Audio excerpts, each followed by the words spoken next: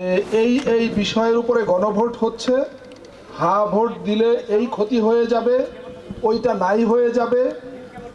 আসলে এ ধরনের কোনো কিছু গণভোটের বিষয়বস্তু কিংবা জুলাই জাতীয় সনদ কোথাও নাই। এটা একটা অপপ্রচার।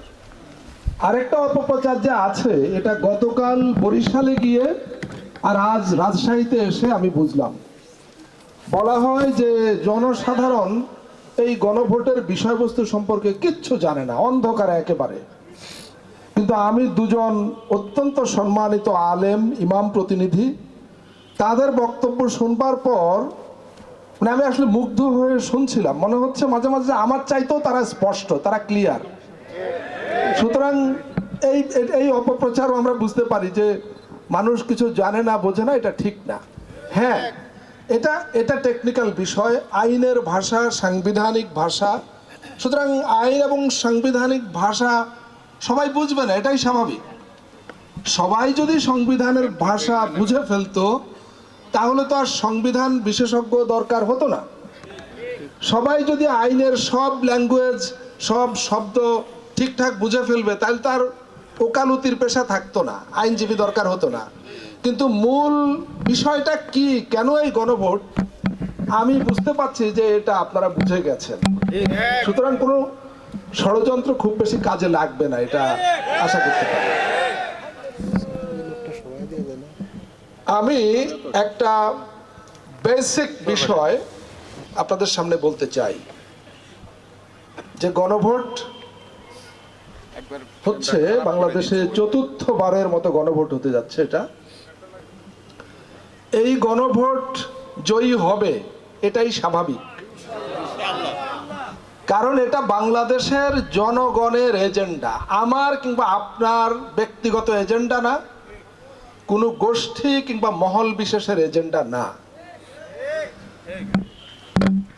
কোনো কারণে আমি জানি হবে না, তারপরেও অনেকের মনের প্রশ্ন, অনেকে বলেনও যে যদি না জিতে তাহলে কি হবে। তাহলে আমি বলেছি এর আগে গতকাল বরিশালেও বলেছি যে আমাদের যে জুলাই অভ্যুত্থান, যেটা আমাদেরকে একটা ফ্যাসিবাদ থেকে মুক্তি দিয়েছে, একটা মাফিয়াতান্ত্রিক শাসন থেকে আমাদেরকে মুক্ত করেছে, আমাদের সন্তানদের, আমাদের ভাই বোনদের জীবনের বিনিময়ে এই গণভোট যদি জয়ী না হয় তাহলে সেই জুলাই অভ্যুত্থানের অপমৃত্যু ঘটবে। এটা আমি গতকালও বলেছি। কিন্তু আজ আমি আরেকটু এগিয়ে বলি, আমি বিশ্বাস করি, আমি অনেক চিন্তা করে দেখেছি যে এই গণভোট যদি ব্যর্থ হয় তাহলে কার্যত পক্ষে আমাদের স্বাধীনতাই ব্যর্থতার মুখে পড়বে।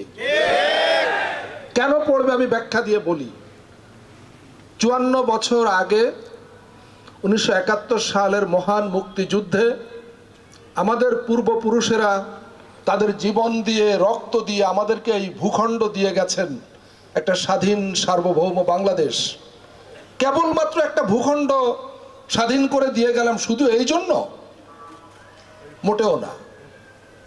এই দেশ তৈরি করা হয়েছিল একটি গণতান্ত্রিক আধুনিক রাষ্ট্র তৈরি হবে, যেখানে জনগণের অধিকার থাকবে, জনগণ রাষ্ট্রের মালিক হবে, জনগণের প্রতিনিধিরা রাষ্ট্র পরিচালনার দায়িত্বে গিয়ে জনগণের কাছে জবাবদিহি করবে এবং তাদের প্রত্যেকটা কাজ স্বচ্ছতার সঙ্গে হবে। এই স্বপ্ন এবং লক্ষ্য নিয়ে আমাদের পূর্বপুরুষেরা এই দেশ তৈরি করেছিলেন। কিন্তু আমরা কি 54 বছরে সেই দেশ পেয়েছি? তার মানে আমাদের স্বাধীনতার স্বপ্ন মোটা দাগে অধরা রয়ে গেছে। ব্যাকপ্যাকটা দেন মাঝখানে। যে সমস্ত কারণে 54 বছরে আমরা আমাদের স্বাধীনতার স্বপ্ন পূরণ করতে পারিনি, সেই কারণগুলো যদি এখনো বহাল থাকে তাহলে কি আমাদের স্বাধীনতা শেষ পর্যন্ত অর্থবহ হবে? না। মূলত স্বাধীনতাটাকে, স্বাধীন দেশটাকে অর্থবহ করা এবং স্বাধীনতার লক্ষ্য অনুযায়ী এই দেশটাকে গড়ে তুলবার জন্যই এই গণভোট, এই জুলাই জাতীয় সনদের উপরে। 54 বছর পর কেন এই জুলাই জাতীয় সনদ তৈরি করতে হলো আমাদের, সেটার জবাব হলো, এরই মধ্যে দুইজন সম্মানিত আলেম বলে গেছেন সরকারি কর্মকর্তারা 3 জন কথা বলেছেন, প্রত্যেকেই বলেছেন প্রয়োজন হলো গত 16 বছর আমরা এমন এক দানবীয় ব্যবস্থার মধ্যে ছিলাম যে আমাদের রাষ্ট্রের যেটুকু আমরা উত্তরাধিকার সূত্রে আগে থেকে পেয়েছিলাম, বিভিন্ন প্রতিষ্ঠান, অল্প স্বল্প গণতন্ত্রের চর্চা, বিচার বিভাগের অল্প স্বল্প স্বাধীনতা, জনপ্রশাসন বা রাষ্ট্রের বিভিন্ন প্রতিষ্ঠানের অল্প স্বল্প পেশাদারিত্ব কিছু তো ছিল, কিন্তু দুর্ভাগ্যক্রমে গত 16 বছরে এগুলোকে বুলডোজার দিয়ে একদম মাটিতে মিশিয়ে দেওয়া হয়েছিল। এখানে গণতন্ত্র নাই হয়ে গিয়েছিল, বিচার বিভাগের স্বাধীনতা এক অলীক ব্যাপার হয়ে দাঁড়িয়েছিল, জনপ্রশাসন তথা রাষ্ট্রযন্ত্রের পেশাদারিত্ব, নিরপেক্ষতা এগুলো উধাও করে দেওয়া হয়েছিল এবং আমরা এমন এক অন্ধকারে নিক্ষিপ্ত হয়েছিলাম যেখানে কোনো অধিকারের কথা বলা যেত না। এবং তারপর একদিন দেশের জনগণ সম্মিলিতভাবে প্রতিবাদ করলো, ফুঁসে উঠল, যার পরিণতিতে একটি অভূতপূর্ব গণঅভ্যুত্থানের মধ্য দিয়ে সেই মাফিয়াতান্ত্রিক ফ্যাসিবাদীরা পালিয়ে যেতে বাধ্য হয় এবং তাদের পলায়নের পর আমাদের এই উপলব্ধি হলো যে গত 54 বছর ধরে যে সমস্ত ফাঁক ফোকর এবং দুর্বলতা গলিয়ে এক একজন শাসক স্বৈর শাসক হয়ে উঠেছিলেন এবং একটা দৃশ্যত নির্বাচনের মধ্য দিয়ে সরকারে বসার পর একজন ব্যক্তি কিংবা একটি শাসক চক্র রীতিমতো দানবে পরিণত হয়েছিল, এটা যাতে আর কেউ না হতে পারে। কেন এটা আমাদের চিন্তা করতে হলো যে যারা 16 বছর আপনার আমার ঘাড়ে চেপে বসেছিল তারা কিন্তু সংবিধানের বাইরে কিছু করেনি, তারা যা করেছে সংবিধানের ভেতরেই করেছে, সাংবিধানিক ভাবেই করেছে। সংবিধান সংশোধন করেছে সেটাও বেআইনিভাবে করেনি, সংবিধানে যে পথ বলা আছে সে পথেই করেছে। তাহলে সমস্যাটা কোথায়? সমস্যাটা হলো আমাদের যে সংবিধান এটার ভেতরেই গুরুতর সমস্যা আছে। আমাদের যে আইনি কাঠামো, আমাদের যে রাষ্ট্র ব্যবস্থা, পুরোটার মধ্যেই ব্যাপক রকমের দুর্বলতা আছে। ঠিক এই সমস্ত দুর্বলতা, আইনের ফাঁকফোকর, সংবিধানের ভারসাম্যহীনতা, এগুলোর উপর সওয়ার হয়েই আমাদের এই নির্বাচিত প্রতিনিধি কিংবা নির্বাচনের নামে এক ধরনের পাতানো নির্বাচনের মাধ্যমে নিজেদেরকে জয়ী ঘোষণা করে তারা আমাদের রীতিমতো প্রভুতে পরিণত হয়েছিল। জুলাই অভ্যুত্থানের পর বিশ্ব বরেণ্য বাংলাদেশি প্রফেসর মোহাম্মদ ইউনূসের নেতৃত্বাধীন সরকার সিদ্ধান্ত নিল যে আমাদের সংবিধান, আমাদের আইনি কাঠামো, আমাদের রাষ্ট্র ব্যবস্থার কোথায় কোথায় দুর্বলতা আছে এগুলোকে খুঁটিয়ে খুঁটিয়ে চিহ্নিত করে প্রত্যেক জায়গায় ফাঁকফোকর বন্ধ করবার জন্য যা যা করা দরকার সেটা করা হবে। এবং সেটা করবার জন্য অনেকগুলো কমিশন হয়েছে, আপনারা জানেন।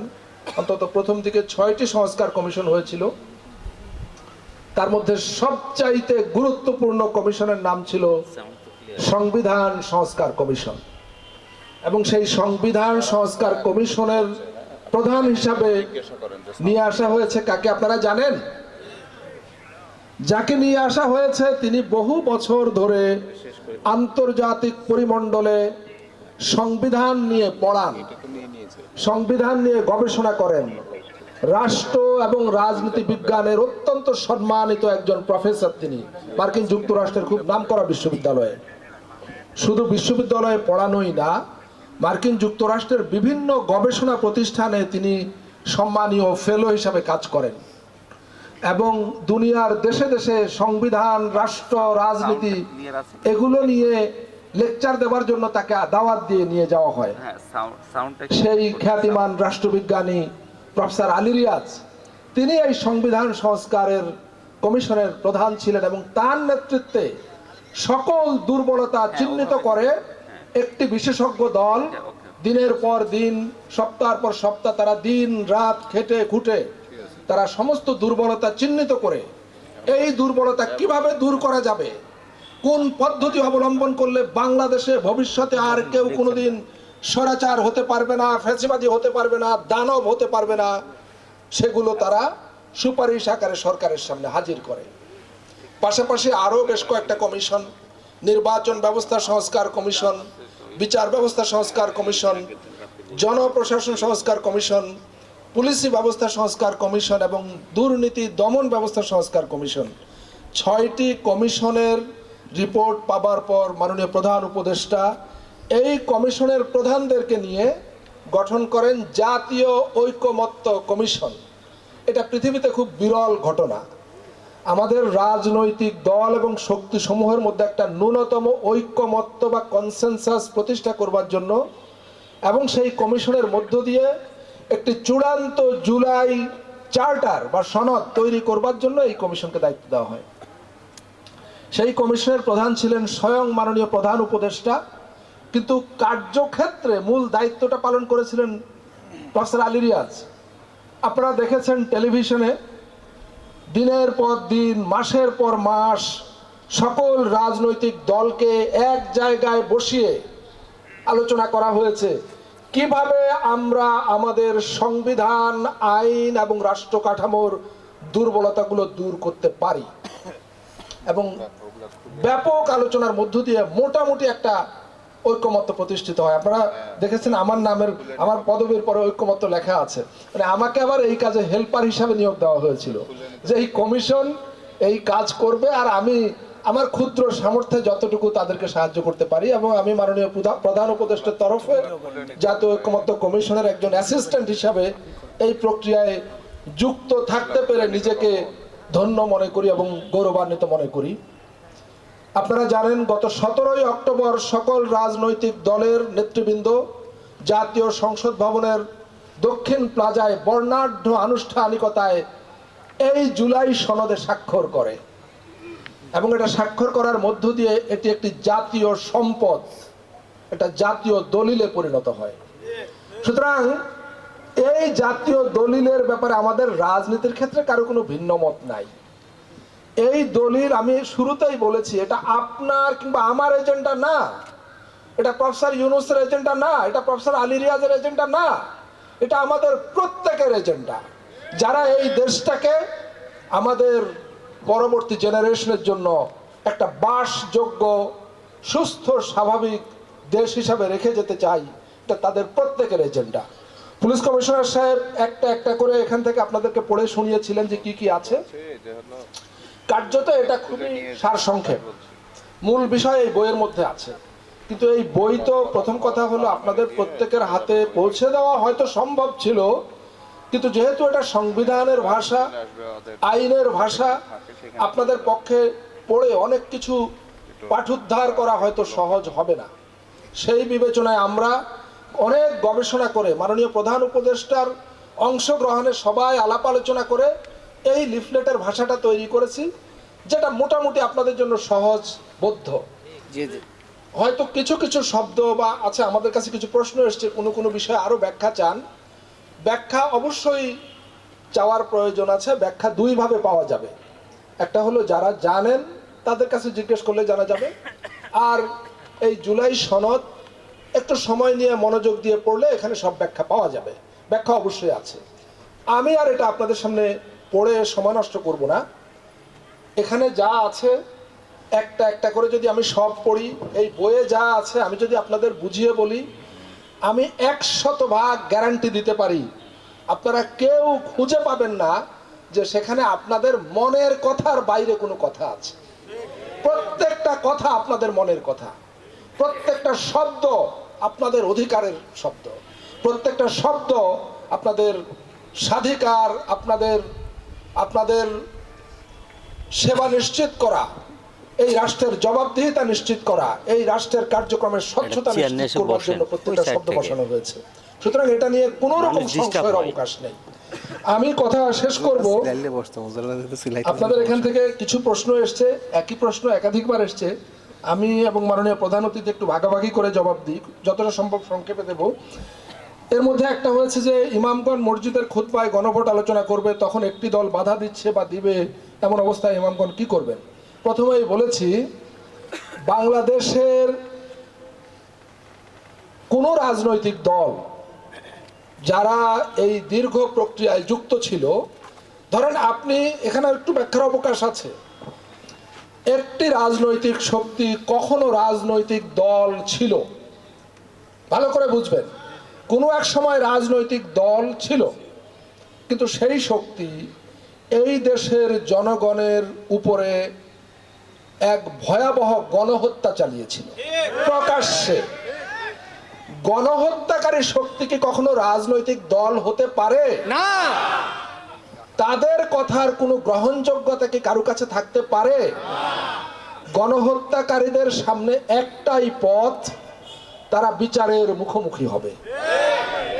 তার কোনো কিছু বলবার থাকলে সে আদালতে বলবে, আর কোথাও তার কথা বলবার কোনো সুযোগ নেই।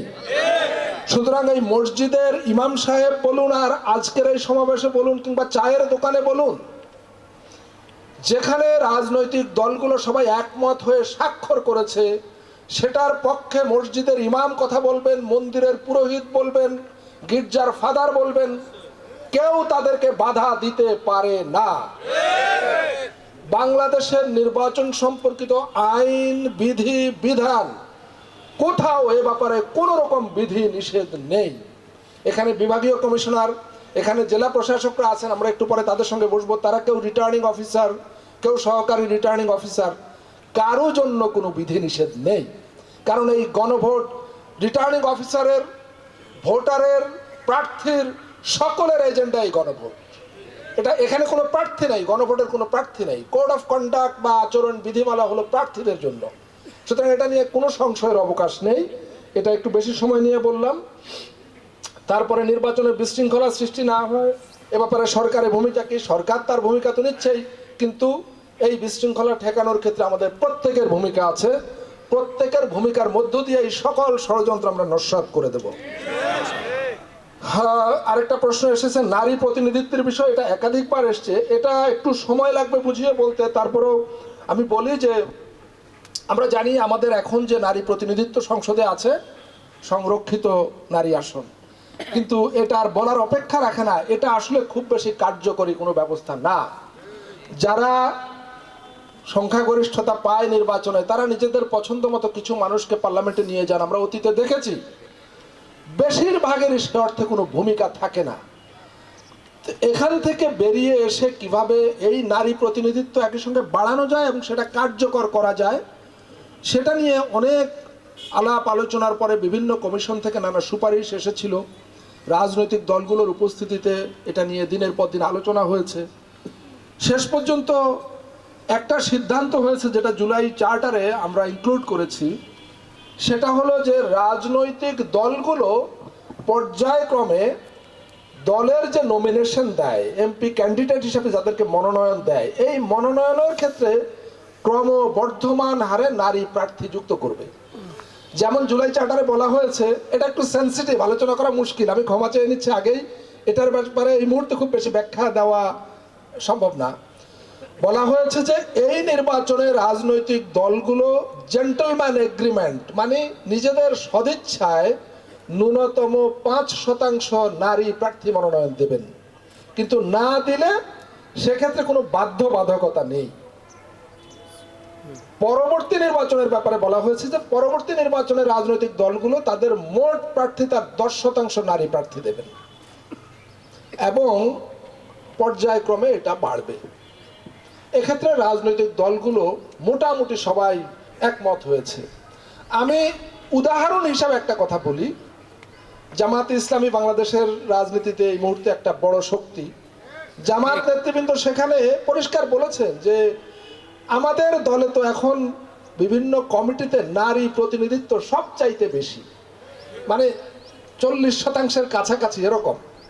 তো এইটা তারা কেউ সমস্যা মনে করেননি, কিন্তু তা সত্ত্বেও কমিশন রাতারাতি একটা বড় পার্সেন্টেজ চাপিয়ে দেওয়ার পথে যায়নি। কমিশন বলেছে সমাজ অগ্রসর হবার সাথে সাথে ধীরে ধীরে এই পার্সেন্টেজটা বাড়বে। তো সেটা এইভাবে এখানে ইনক্লুড করা আছে, আপনাদের বোঝার জন্য বললাম। জুলাই সনদে কি ইসলামের বিরুদ্ধে কোনো বিষয় আছে? একজন প্রশ্ন করেছেন, ইসলামের মূল বক্তব্য কি?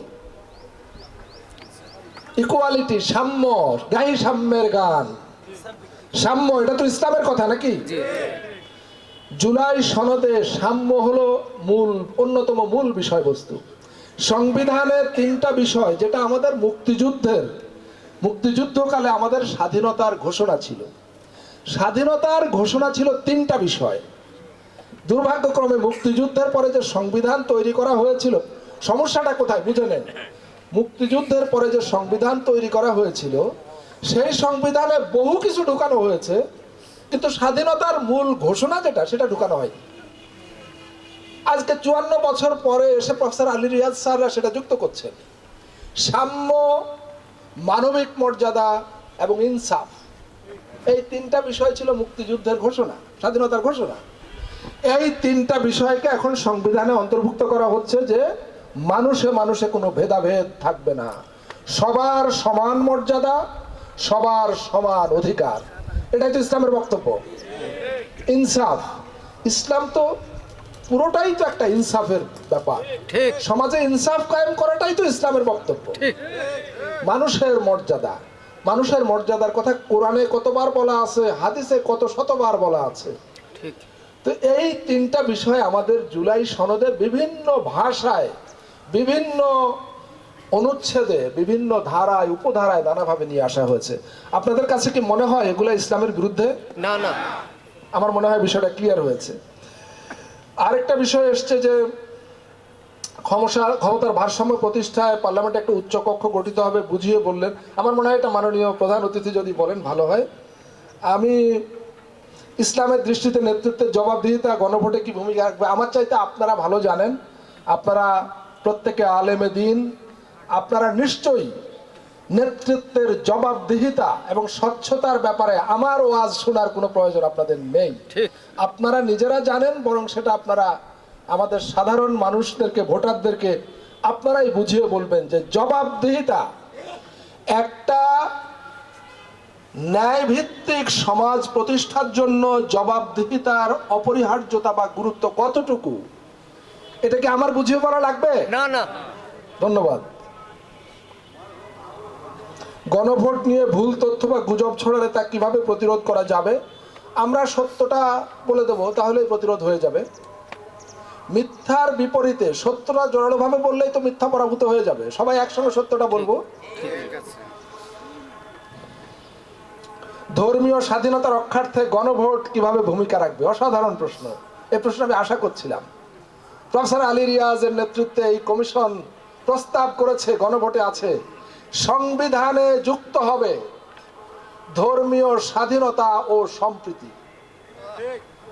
কি এই প্রশ্নের জবাব পাওয়া যাচ্ছে? সংবিধানে ধর্মীয় স্বাধীনতার কথা লেখা ছিল না, 54 বছরে কেউ লেখেনি, এবার লেখা হবে। আমরা চাই না, চাই না?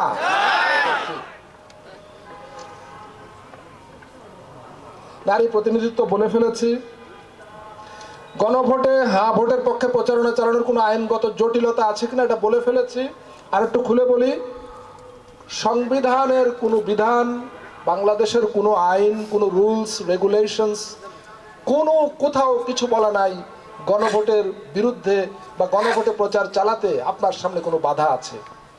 গত সপ্তাহে মাননীয় প্রধান অতিথি যিনি আছেন, তার নেতৃত্বে আমরা একটি দল দেশের শীর্ষস্থানীয় সংবিধান বিশেষজ্ঞ, আইন বিশেষজ্ঞ, তাদেরকে নিয়ে বসে এ বিষয়ে বিস্তারিত আলোচনা করেছি।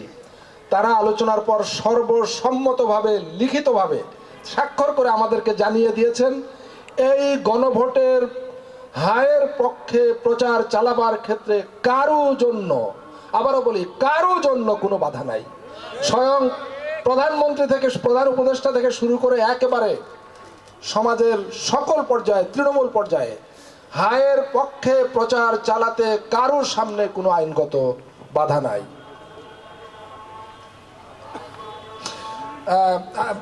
আমি শেষ করি পিআর পদ্ধতি সম্পর্কে। মনে হয় আপনি একটু বললে ভালো হবে মাননীয় প্রধান উপদেষ্টা, প্রধান অতিথি। এই পর্যন্তই। আমার বক্তব্য শোনার জন্য আপনাদেরকে অনেক